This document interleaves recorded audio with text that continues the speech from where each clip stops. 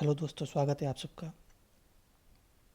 ये इस सीरीज़ का चौथा वीडियो है और इसमें हम जो आज शाम को संपन्न हुआ पेपर है यूपीपीसीएस मेंस का, एथिक्स का पेपर का, उसको डिस्कस करने जा रहे हैं। ठीक है, तो बेसिकली जो अभी तक का जो मैंने जो पेपर देखा और जो मुझे समझ में आया, मुझे पेपर का जो फर्स्ट सेक्शन है वो तो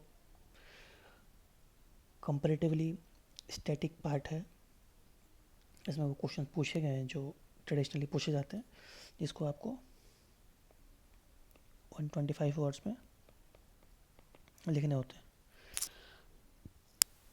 बट जो सेकंड पार्ट है यानी सेक्शन बी का, वो कंपैरेटिवली टफ पूछा गया है। टफ इन द सेंस कि एक तो लैंग्वेज की इशू है, पूछना क्या चाह रहा है बहुत क्लैरिटी नहीं है, और कहीं ना कहीं जो पास्ट ट्रेंड रहा है यूपी पीसीएस में एथिक्स के पेपर को लेके, उससे अलग जाकर ये पेपर पूछा गया है। थोड़ा थोड़ा यूपीएससी के आसपास ये पेपर दिख रहा है, खासतौर पे सेकंड वाला सेक्शन है जहाँ पे सिर्फ दो केस स्टडी है और बाकी जो है अप्लीकेशन बेस्ड क्वेश्चन है, जहाँ पे ये डायरेक्टली क्वेश्चंस ना पूछ के कहीं ना कहीं एक ओपिनियन बेस्ड क्वेश्चन पूछने की कोशिश की गई है। तो मेरे हिसाब से अभी तक का ये यूपी पीसीएस मेंस का टफेस्ट पेपर है। और शायद बच्चे जो कह रहे हैं कि समझ में नहीं आ रहा है कि पूछना क्या चाह रहा था, ठीक है, खासतौर पे अगर वो सेकंड पार्ट की बात करें वहाँ पे, तो काफ़ी बच्चों का मैसेज भी आया जिन्होंने इस बार मेज़ दिया है। सो देखते हैं क्या है, क्वेश्चंस क्या है और किस तरह से हमें आगे की तैयारी करनी है। तो जैसा मैंने बताया कि दो पार्ट है, अगेन 8 मार्कस, ठीक है, एंड 12 मार्कस, ठीक है, तो 125 एंड 200 वर्ड्स। सो अगर हम इसमें बात करें तो क्वेश्चन का जो फर्स्ट पार्ट है अगर देखेंगे आप, तो जैसे मोरल कोड ऑफ कंडक्ट और वर्क कल्चर, तो ये बेसिक बहुत ही कॉमन हर टेस्ट सीरीज में इस पे क्वेश्चंस आपको मिले होंगे जो आपने कहीं ना कहीं किए हुए होंगे। और जिसने भी अगर दो पार्ट पूछा है तो ऑब्वियसली आपसे एक्सपेक्ट कर रहा है तो कम से कम 60 to 65 वर्ड्स एक में लिखेंगे आप। सेम सेकंड में भी आप उतना उतना लिखेंगे, ठीक है। तो एक शॉर्ट आंसर टाइप में होता है। जो सेकंड क्वेश्चन देखेंगे स्वामी विवेकानंद के ऊपर है। तो इनकी जो कोर आइडियल्स थे, तो बेसिकली कोर आइडियल्स कैसे, मोरालिटी इन ह्यूमन बिहेवियर, तो बेसिकली ह्यूमन बिहेवियर को टच कर रहा है, ठीक है ये। तो देखा आपने जैसे कि क्वेश्चन नंबर जो आपका 2 है, वो ह्यूमन बिहेवियर किस तरीके से डेवलप हो रहा है या मोरल ह्यूमन बिहेवियर कैसे डेवलप हो रहा है, इसमें अप्लाई करना है हमें विवेकानंद के थ्योरीज को। सेम अगर हम थर्ड क्वेश्चन जाए, तो various skills by which public servant में enhance public commitment to rule of law, again open ended question है, ठीक है। Public servant by enhance public commitment to the rule of law. अब basically rule of law जो है लोकसभा कानून के नियमों के प्रति, तो इसमें बेसिकली कुछ भी आ सकता है, जैसे मान लीजिए ट्रैफिक सिग्नल्स के फॉलो करना, या फिर जो हमारे कोड ऑफ कंडक्ट्स होते हैं, चाहे जैसे फंडामेंटल ड्यूटीज़ होती हैं, या फिर किसी अन्य तरह के, जैसे मतलब कोविड के टाइम रिस्ट्रिक्शंस थे, या फिर किसी ऐसी गाइडलाइंस जो गवर्नमेंट ने दी हुई है। जैसे अभी इंडिया पाकिस्तान का जो वो चल रहा था, रिलेशंस ख़राब चल रहा था, तो उस टाइम पे जो कहा गया था कि आपको क्या क्या चीज़ें करनी नहीं करनी है, तो उस समय पब्लिक सर्वेंट क्या क्या चीज़ें कर सकता है commitments to the rule of law enhance करने के लिए पब्लिक का। तो ऑब्वियसली आपको एग्जांपल्स खोज के लाने पड़ेंगे। फिर difference between code of ethics and code of conduct, तो again first question code of conduct and code of conduct, ठीक है। तो आपको कहीं ना कहीं, ठीक है, behavioural application of with example पूछा है, ठीक है। तो सिमिलर टाइप ऑफ क्वेश्चन मिल रहा है। देन राइट टू इन्फॉर्मेशन के ऊपर क्वेश्चन आया ट्रांसपेरेंसी की तरह, deciding in the transparency in the governance. तो बेसिकली आपको ये क्वेश्चन बहुत ट्रेडिशनल वे में है, तो मुझे लगता नहीं है इसमें कोई बहुत ज़्यादा दिक्कत हुआ होगा। Then what is the role of emotional intelligence in establishing harmony in disaster management. अब देखिए, emotional intelligence in disaster management and work place, 2 dimension पूछ लिए हैं, ठीक है। तो हम लोग दरअसल इमोशनल इंटेलिजेंस का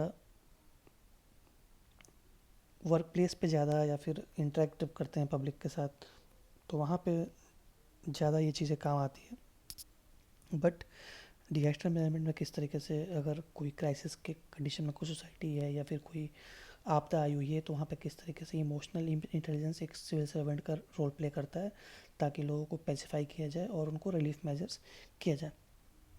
देन द सेवेंथ क्वेश्चन था, अब Y why the evaluation of unanticipated consequences is important in public policy planning, answer with appropriate account. तो अप्रत्याशित परिणाम हो, तो बेसिकली जो एक्सट्रीम चीज़ें होती हैं, जैसे क्या क्या पॉसिबिलिटीज़ हो सकती है, जैसे अनएंटिसिपेटेड, यानी हमने प्लानिंग के दौरान हर वो एस्पेक्ट को देखना है कि अगर मैं किसी पर्टिकुलर स्कीम के लिए इतना बजट दे रहा हूँ, और या फिर कोई कोई प्रोजेक्ट मुझे अगर 6 महीने में कंप्लीट करना है, तो अगर बीच में मानसून सीज़न पड़ रहा है, तो क्या मैं उस 6 महीने को 8 महीने तक कर सकता हूँ, जब मेरा काम बंद रहेगा।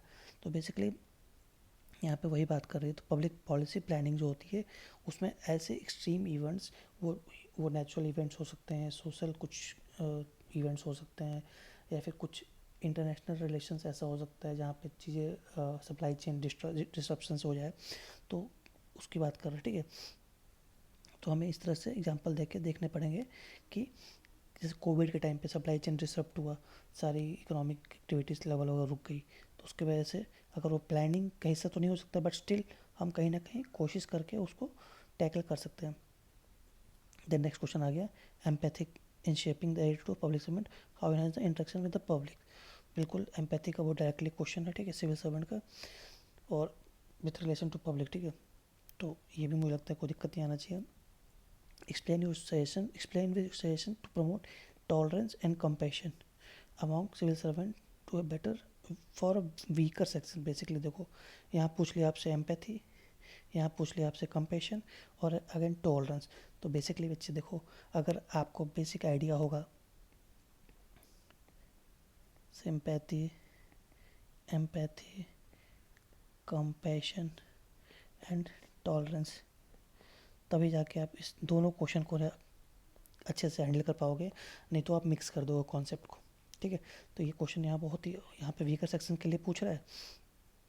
यहाँ पे interaction with public at large, मतलब ओपन एंडेड क्वेश्चन है, ठीक है। तो इसमें पर्टिकुलरली वेलरेबल सेक्शंस, माइनॉरिटीज़ और वुमेंस, ठीक है, और डिसेबल्ड, तो वहाँ पे हमें देखना है।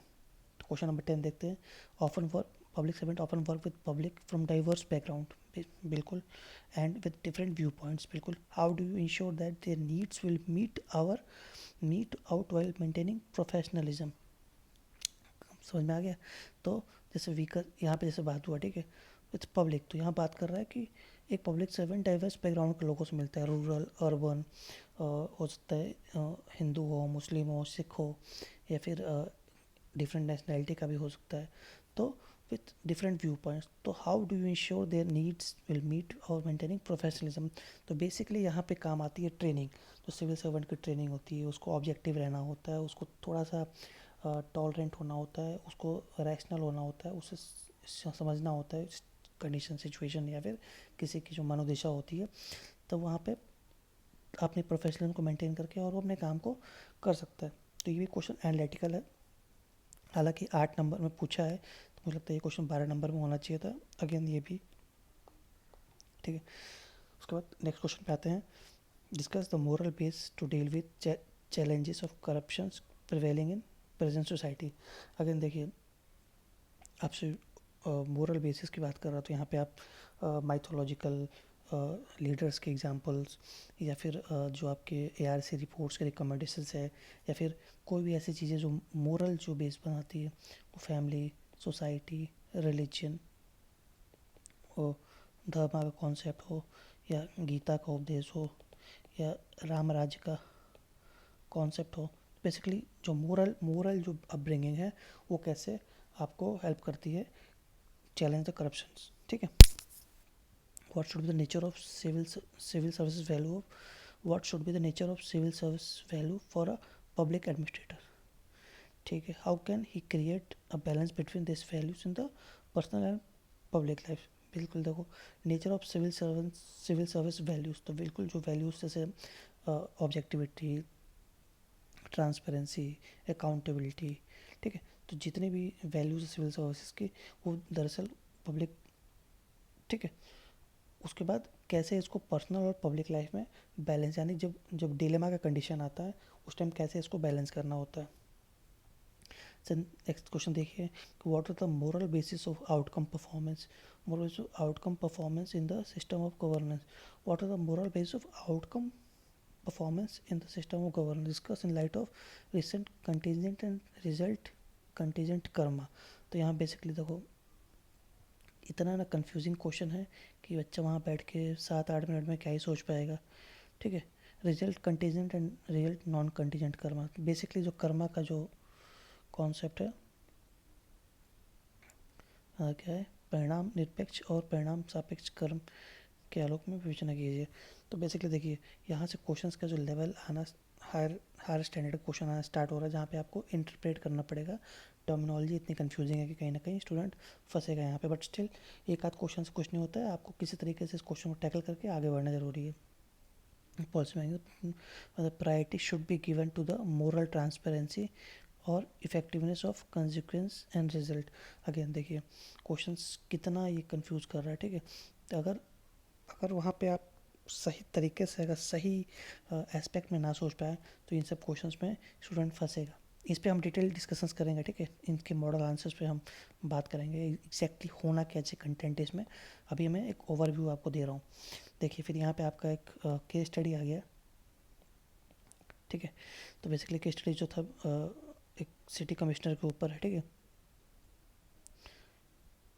तो बेसिकली गर्ल्स स्टूडेंट्स को लेके जो बेसिक फैसिलिटीज़ हैं, टॉयलेट्स वगैरह की जो प्रॉब्लम्स होती है स्कूल्स वगैरह में, ठीक है, उसके ऊपर एक केस स्टडी है। As a city commissioner what step you take to improve this basic facility of a girl student and what be your stand against the indifference of college administration. तो basically देखो यहाँ पे gender issue, hygiene issue, lack of responsibility जो college management के ऊपर है, ठीक है। तो बेसिकली ये सब चीज़ें आ जाएंगी, और जो मैंने जो केस स्टडीज़ के जो पैटर्न समझाए हुए हैं उससे ये केस स्टडी आराम से सॉल्व हो जाएगा। तो केस स्टडी ऐसे बहुत ज़्यादा डिफिकल्ट नहीं है। नेक्स्ट क्वेश्चन देखते हैं, critically evaluate the role of society in shaping the and internalizing political attitude। तो बेसिकली देखो पॉलिटिकल एटीट्यूड क्या है, बेसिकली क्या है आपकी आइडियोलॉजी क्या है, ठीक है।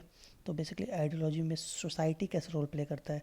तो सोसाइटी इन द सेंस कि एक स्टूडेंट एक जो बच्चा है वो किस आइडियोलॉजी पे सोचता है, क्या वो जैसे लेफ्ट राइट एंड सेंटर जो थॉट प्रोसेस है। तो सोसाइटी जैसे फॉर एग्जांपल अगर एक सोसाइटी जहाँ पे हार्ड लाइनर ज़्यादा है, ठीक है, तो basically hard liner means they are right wing people, ठीक है, जो कहीं ना कहीं हर चीज़ में एक्सट्रीम स्टैंड लेते हैं। अगर सोसाइटी बहुत ही ट्रेडिशनल या फिर बहुत ही रूढ़िवादी सोच की होगी तो राइट विंग उसकी तरफ बढ़ेगी। देन अगर कुछ सोसाइटी अर्बन थोड़ा सा इंटेलेक्चुअल क्लास या फिर थोड़ा सा ऐसा सोफिस्टिकेटेड क्लास होता है, then they tend to bend towards the liberal और लेफ्टिस्ट आइडियोलॉजी। एंड सोसाइटी जो मिडिल क्लास जो होती है या फिर जो ऐसी सोसाइटी है जो कहीं ना कहीं एक मिडिल पाथ बैलेंस फैमिली, तो centre centre to the left right ये रहती है। तो बेसिकली सोसाइटी का रोल जो होता है in shaping in political attitude of student. तो बेसिकली हमें अलग अलग सोसाइटी के जो फॉर्म्स है और उनकी किस तरह से अपब्रिंगिंग हुई है, वो एक्सट्रीम्स, दो एक्सट्रीम्स में है या फिर सेंटर में है, ठीक है। तो वहाँ से पॉलिटिकल एटीट्यूड बनना शुरू होता है किसी भी चीज़ को लेके। तो ये एग्जांपल लेके हम इसको शो कर सकते हैं अलग अलग कंट्रीज़ का, अलग अलग सोसाइटीज़ का। द नेक्स्ट क्वेश्चन देखिए, as administrative development intervention prevention, देखिए ये भी बड़ा केस टाइप में क्वेश्चन है। Intervention programme for attitude change in corruption free India. देखिए करप्शन पे क्वेश्चन यहाँ भी था, ठीक है, करप्शन पे क्वेश्चन ऊपर भी था, ठीक है। मोरल बेसिस पूछा था और यहाँ क्या पूछ लिया कि as an administrator develop intervention programme. तो यानी आपको एज एन एडमिनिस्ट्रेटर सोचना है यहाँ पे, ठीक है, जहाँ पे कुछ रूल ऑफ लॉ की बात होगी, कुछ कोड ऑफ कंडक्ट्स बनेंगे, कुछ पनिशमेंट्स होंगे, कुछ कुछ ऐसी चीज़ें आएंगी जो कहीं ना कहीं आपको लीगली बैकिंग होगा, ठीक है, फॉर एटीट्यूड चेंज। तो यानी टू जो जैसे कहा जाता है ना कि बहुत ही चलता है एटीट्यूड की, अच्छा ठीक है अगर करप्शन हो रहा है तो सबके लिए ठीक है, क्या दिक्कत है इससे। तो ये वाला जो एटीट्यूड होता है ना लोगों का कि विक्टिमलेस क्राइम बोला जाता है ना इसको, विक्टिम लेस क्राइम, या फिर ठीक है अपने घर परिवार के लिए कर रहा है, कौन सी दिक्कत है, कौन सा बड़ा पहाड़ टूट पड़ा। देन इस चीज़ को दूर करने के लिए, इस एटीट्यूड को चेंज करने के लिए, करप्शन फ्री इंडिया को बनाने के लिए क्या क्या इंटरवेंशन हो सकता है। तो यहाँ पे आपके पास बेसिकली एक तो आपको मोरल जो आपने पहले वाले क्वेश्चन में देखा, उसके बाद का चीज़ जो है जैसे जो लीगल हो गया, जो परसुएशन हो गया, जो making them realise about the duty, ये जो चीज़ आती है, why corruption is like a मौत, क्यों ये एक दीमक की तरह देश को खोखला करता जा रहा है। तो इन सब चीज़ों पे जब हम बात करेंगे यहाँ पे, जब हम करप्शन की चीज़ों, करप्शन के कॉज को, करप्शन के इम्पैक्ट को, then can be change attitude. तो डिफरेंट डिफरेंट जो यहाँ पे एप्लीकेशन आएगा कि जो एटीट्यूड चेंज करने का डिफरेंट डिफरेंट जो तरीके होते हैं, ठीक है, परसुएशन, वो फैमिली, वो लीगल, तो यहाँ पे वो चीज़ें यहाँ पे आएंगी। तो व्हाट आर द डिफरेंस, की difference between the ethics in private life, family, friendship and public relation, मतलब तो डिफरेंस पूछा है एथिक्स इन प्राइवेट रिलेशंस, ठीक है, एंड पब्लिक रिलेशंस, ठीक है, एक्सप्लेन करने के लिए बोला गया है। तो बेसिकली एथिक्स जो आपका पर्सनल पर्सनल एथिक्स होता है और जो प्रोफेशनल एथिक्स होता है, बेसिकली उन दोनों बीच में डिफरेंस पूछा गया है। तो मुझे लगता है कि बहुत हद तक आपने इस पर काम किया होगा, तो ये कोई बड़ा इशू नहीं आएगा आपको लिखने में। 19th क्वेश्चन देखते हैं। A person's real behaviour was seen to be contrary to the person's attitude towards specific subject. अब ये क्वेश्चन एक बार पढ़ के तो मुझे नहीं लगता है कोई भी इस पर आंसर लिख पाएगा, ठीक है। हिंदी में देखते हैं। एक व्यक्ति का वास्तविक व्यवहार किसी विषय विशेष के प्रति अभिव्यक्तियों के विरुद्ध प्रतीत होता है। क्या आप इस कथन से सहमत हैं? उपयुक्त तर्क से उत्तर दीजिए। A person's real behaviour was seen to be contrary to the person attitude. क्यों ऐसा क्यों होगा? अगर पर्सनस का जो रियल बिहेवियर है हमेशा कंट्ररी क्यों होगा to the person's attitude toward specific subject? हो सकता है कि पॉजिटिव भी हो सकता है कि कॉन्ट्ररी हो, ठीक है। तो यहाँ पे एग्रीमेंट की बात कर रहा है, डिसएग्रीमेंट की बात कर रहा है, ठीक है। तो आपको आर्गूमेंट देने हैं यहाँ पे। बेसिकली जो यहाँ पे क्वेश्चन का जो चीज़ है, क्वेश्चन का जो थीम जो है वो एटीट्यूड है, एटीट्यूड है, और आपका किस तरीके से एटीट्यूड डेवलप होता है, ठीक है, उस पर क्वेश्चन है। देन क्वेश्चन नंबर 20 जो है इन्वायरमेंटल मूवमेंट के ऊपर है, जो through social media religion time what would you stand, ठीक है। तो बेसिकली इन्वायरमेंट मूवमेंट और यूथ का जो एक वो होता है जहाँ पे सोशल मीडिया का इम्पैक्ट है, और उसके बीच में जो आप एज एडमिनिस्ट्रेटर कैसे इस सिचुएशन को डील करते हो, तो बेसिकली वहाँ पे है।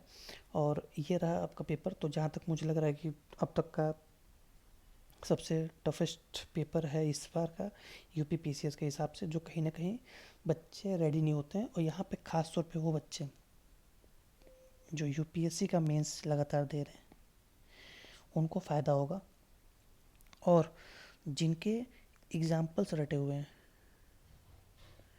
एग्जाम्पल्स रटे हुए हैं, ठीक है, अगर वो बच्चे सही टाइम पे अगर चीज़ों को समझ ले, अगर क्वेश्चन जो कॉम्प्लिकेटेड है और उन एग्जाम्पल्स को ला सकें, तो यहाँ पे हो सकता है कि बेटर मार्क्स पाएंगे।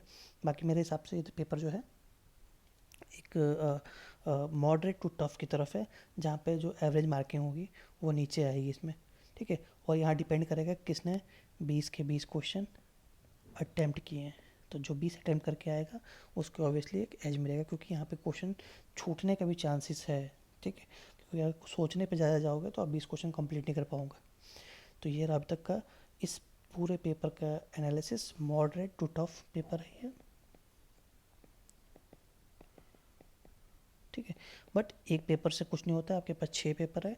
आप आराम से कल और परसों के पेपर फोकस करिए, ताकि आप अच्छे से उनमें मार्क्स स्कोर कर पाए।